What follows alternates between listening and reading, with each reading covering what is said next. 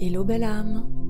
Pour clore cette série de 5 audios sur la relation, je voulais te parler de mon concept de durée de vie optimale de la relation. Et pour commencer, je voudrais te demander ton avis. Pour toi, une relation de couple idéale doit-elle durer toute une vie? Est-ce que c'est ton rêve, ton objectif de passer toute ta vie avec la même personne? C'est le cas de nombreuses personnes, mais pas toutes. Personnellement, je crois que, tout comme chaque personne a une sorte de prédestination de départ qu'elle peut ensuite faire varier en fonction de ses choix et grâce à son libre arbitre, chaque relation a dès le commencement une durée prédestinée optimale. Chaque relation a un but évolutif déterminé, précis. Et quand nous observons nos relations passées a posteriori, nous pouvons d'ailleurs comprendre assez facilement ce que ces personnes sont venues nous apporter en termes d'évolution. Parfois, nous avons un bout de mission de vie à partager.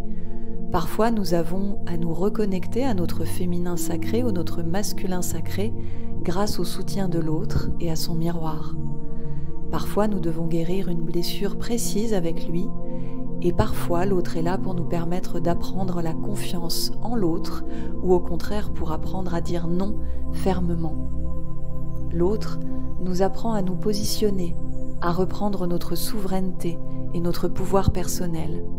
Et bien sûr, nous sommes aussi là pour initier l'autre. Ça marche dans les deux sens.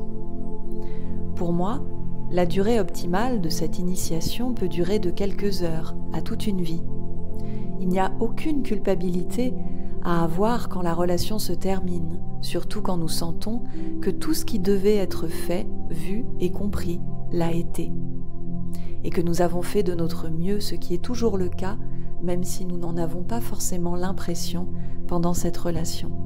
Il n'y a pas d'échec, il n'y a que des expériences. Et toi, comment tu vis les fins de relation? Dans la joie de ce qu'elles t'ont apporté ou avec culpabilité et un sentiment d'échec? Prends bien soin de toi cette semaine, s'il te plaît, et n'oublie pas à quel point tu es précieux, précieuse.